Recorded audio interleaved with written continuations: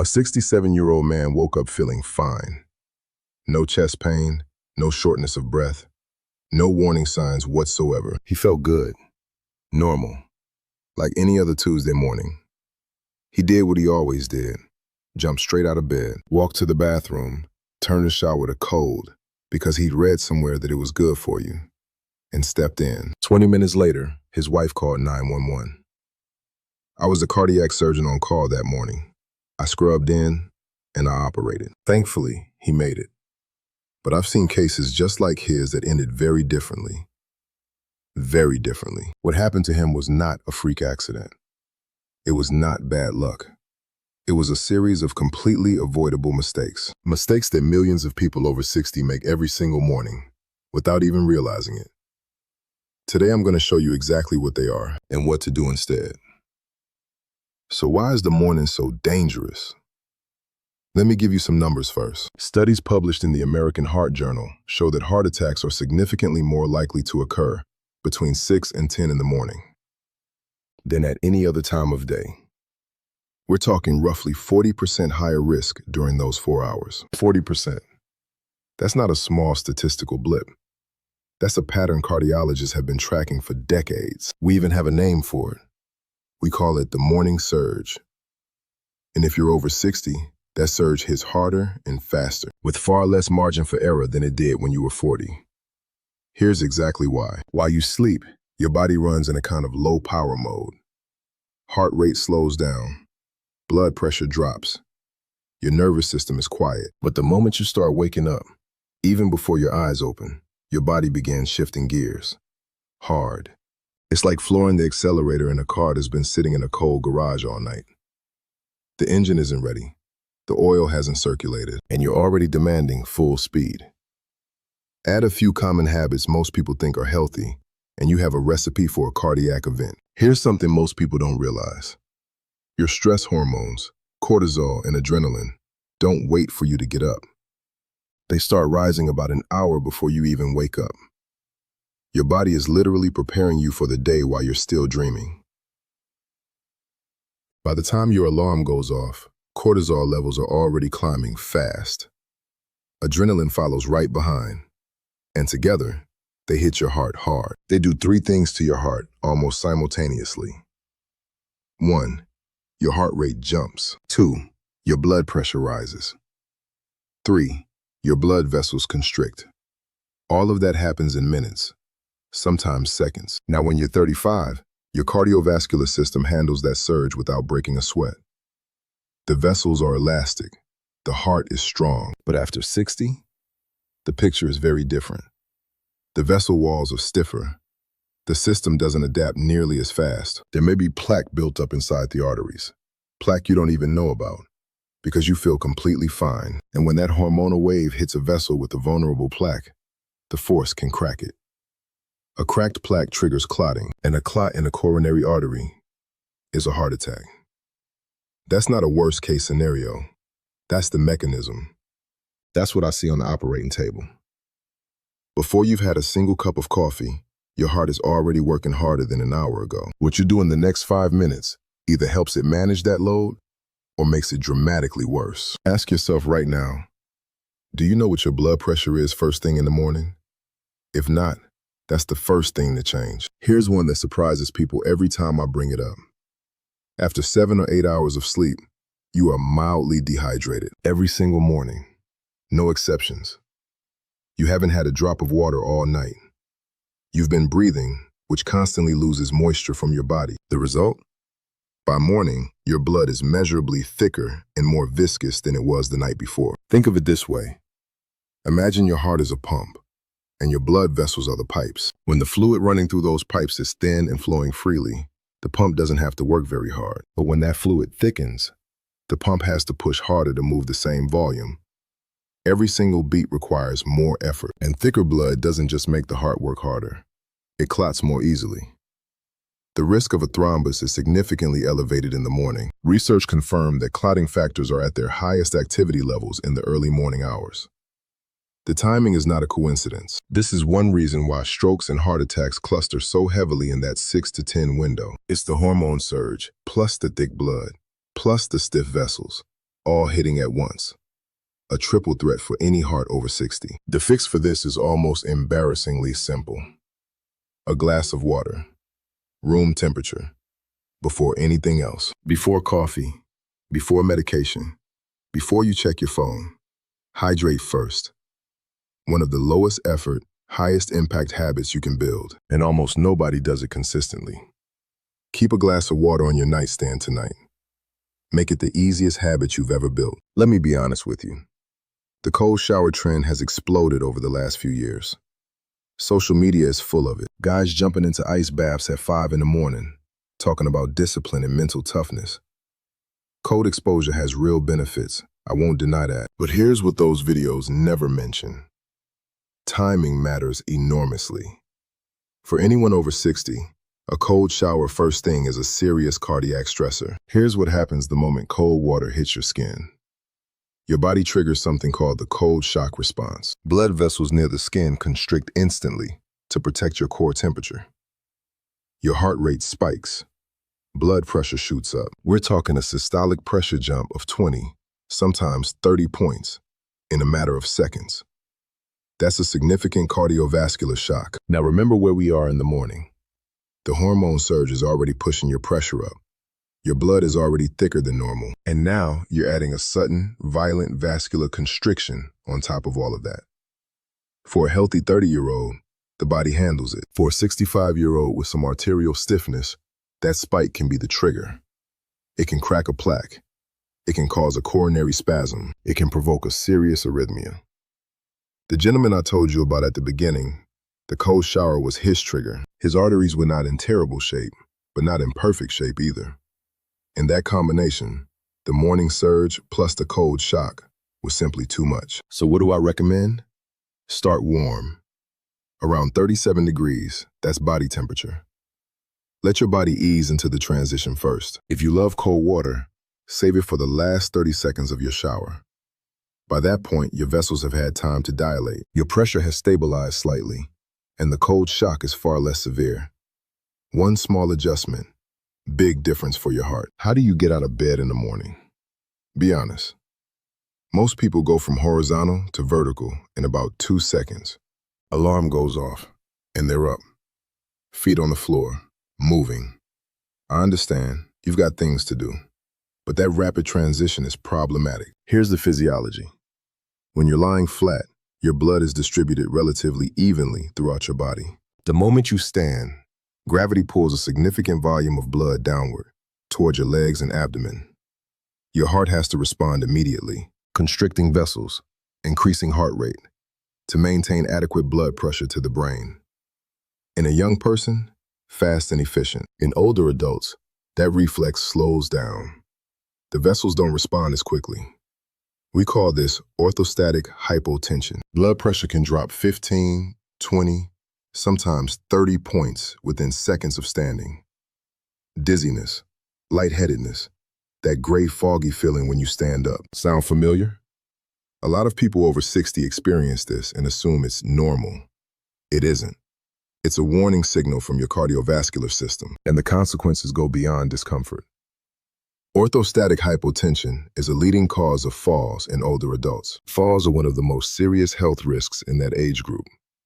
A bad fall at 65 can start a life-threatening chain of events. For someone with a heart condition, that sudden pressure drop forces the heart to compensate aggressively, spiking rate and output in seconds. In a vulnerable heart, that compensatory spike can trigger an arrhythmia. In severe cases, it can precipitate a cardiac event. The solution costs you nothing, just 10 extra seconds. Before you stand up, sit first, on the edge of the bed, for a full minute. Let your feet hang. Rotate your ankles. Let gravity do its work gradually. Let your blood pressure adjust before your heart goes from 0 to 60. 10 seconds, lying. 30 seconds, sitting. Then stand slowly. That simple transition can prevent a fall, prevent an arrhythmia, and something far worse. I've seen it happen both ways, and I know exactly which side of that I want you on. Let me ask you something. Are you currently taking a blood pressure medication? A diuretic, sometimes called a water pill? If the answer is yes, there's something your doctor may not have mentioned. and I think you need to know about it. Diuretics work by helping your kidneys flush excess fluid from your body. Reduce fluid volume, reduce pressure. They're effective. They're widely prescribed. But here's the catch. When your kidneys flush fluid, they also flush minerals, specifically magnesium. And magnesium is not a minor player. It regulates the electrical signals that control your heartbeat. It keeps the rhythm steady. It helps the heart muscle relax properly between beats. When magnesium levels drop quietly, the heart becomes electrically unstable. The rhythm can become erratic. Palpitations, skipped beats, or more serious arrhythmias. And it can happen with no obvious warning, because the morning is already the time when your heart is under the greatest stress. A magnesium deficiency hits hardest right then. I have seen patients with morning arrhythmias that completely resolved once we identified and corrected a magnesium deficiency. More common than people think. If you're on a diuretic, ask your doctor at your next appointment to check your magnesium level. A simple blood test, 2 minutes. That information could be genuinely invaluable for your heart. Don't assume everything is fine just because nobody checked. Now I know what some of you are thinking. Dr. Adewale, I walk every morning. My doctor told me exercise is good for me. And your doctor is absolutely right. Exercise is one of the best things you can do for your heart at any age. Full stop. But, and this is a significant but, timing and intensity in the morning matter more than most people realize. Here's the problem. In the morning, cortisol is high. Blood pressure is elevated. Blood is thicker, and the heart is already working harder than usual. Now imagine jumping straight into a vigorous workout in that state. No warm-up. Just go. Your heart rate surges rapidly on top of an already elevated baseline. Blood pressure climbs higher on top of an already elevated morning pressure. And your coronary arteries, already slightly constricted from the morning hormonal surge, are being asked to deliver dramatically more blood to a working heart muscle. Research published in Circulation found that vigorous exertion in the early morning carries a meaningfully higher risk of triggering a cardiac event in adults over 60. This doesn't mean don't exercise in the morning. It means don't sprint before you walk. Literally. Give your body 20 to 30 minutes to wake up, hydrate, and stabilize before you do anything strenuous. A gentle walk is perfect. Slow stretching is perfect. Save the intensity for after your body has had time to shift properly into active mode. And ask yourself, when you exercise in the morning, do you warm up first or do you just start? Tell me in the comments. All right, you now understand why the morning is dangerous. So let's talk about what to actually do about it, because knowledge without action is just worry. And I'm not here to make you anxious. I'm here to give you a plan. This is what I call the 5-minute morning protocol. No cost, no equipment. Meaningful cardiovascular protection every single morning. Minute 1, conscious waking. When your alarm goes off, don't move yet. Stay exactly where you are. Take 3 slow, deep breaths. In through the nose, out through the mouth. This activates the parasympathetic nervous system, the calming branch, to counteract that cortisol surge before it peaks. Just 3 breaths, that's all. One of the most powerful tools for cardiovascular protection, and it costs you absolutely nothing. Minute 2, hydrate before you stand. Keep a glass of water on your nightstand. Before your feet touch the floor, drink it. Room temperature, the whole glass. This begins thinning your blood, reduces the clotting risk, and gives your cardiovascular system something to work with before the demands of the day begin. Minute 3, sit before you stand. Roll to your side, push yourself up slowly, and sit on the edge of the bed. Don't rush this. Rotate your ankles in circles, 5 times each direction. This activates the muscle pump in your calves, pushing blood back up towards your heart. Minute 4, gentle movement. Still sitting, slowly roll your neck side to side. Shrug your shoulders. Stretch your arms above your head. You're waking up your muscles gradually, increasing circulation gently, giving your heart rate a chance to rise at a pace it can actually manage. Minute 5, stand slowly. Place both feet flat on the floor.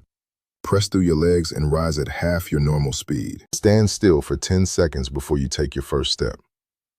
Let your blood pressure confirm its new position before you start moving. 5 minutes. That's the entire protocol. And on the days when you do this, your heart starts the day protected, not ambushed. Here's what I want you to sit with for a moment. Everything I've described today, none of it is exotic. None of it is rare. This is happening in bedrooms across America, every single morning, in houses just like yours, to people who feel completely fine, who have no idea. That's the part that gets me. After 15 years as a cardiac surgeon, the cases that stay with me are not the complicated ones. They're the preventable ones. The 68-year-old retired teacher who had a cardiac event getting out of bed on a Wednesday morning. The 71-year-old grandfather who stepped into a cold shower and never stepped back out. These were not sick people in the traditional sense. They were people who didn't know what I'm telling you right now. And here is the most important thing I'll say in this entire video. The morning danger zone is real.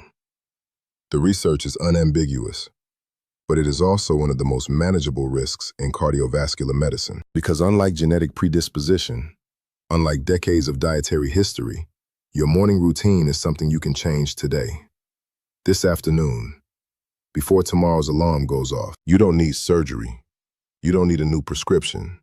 You need 5 minutes and the information you now have. The man I operated on that morning, the 67-year-old, he recovered fully. He came back to see me 3 months later, and the first thing he said was, "Why didn't anyone tell me this before?" That question has stayed with me ever since. It's a big part of why I make these videos. You know now. The question is, what are you going to do with it? So let's bring it all together. Because I want you to leave this video with something concrete, not just a vague feeling of worry. Here are the 5 things I want you to remember and act on, starting tomorrow morning. First, before you move a single muscle, take 3 deep breaths. Let your nervous system ease out of sleep mode before your heart is asked to perform. Second, drink a full glass of water before your feet touch the floor. Keep it on your nightstand tonight. Make it the easiest habit you've ever built. Third, sit on the edge of the bed for a full minute before you stand. Rotate your ankles. Let your blood pressure find its footing before you do. Fourth, if you're on a diuretic, ask your doctor to check your magnesium at your next visit. 1 blood test, that's all it takes. Fifth, if you exercise in the morning, give your body at least 20 minutes to wake up before you raise your intensity. Walk before you run, in every case. Now here's my question for you, and I genuinely want to hear your answer in the comments. Which of these habits are you already doing, and which one surprised you the most today? Tell me, because those comments help me understand what to cover next. I read every single one. If this video gave you something useful, share it. Not for me, for the person in your life doing exactly what I described every single morning. They may not know they need this yet, but you do. And that's exactly why you're here. Take care of your heart. It has been working for you every single minute of every single day, without asking for anything in return. Give it 5 good minutes in the morning. It is a fair trade, and it starts tomorrow. One last thing. Everything I've shared today is based on published cardiovascular research and my clinical experience as a cardiac surgeon. But your situation is unique. Before making any changes to your medications, exercise routine, or morning habits, please talk to your own physician. They know your history. I don't. This is education, not a prescription.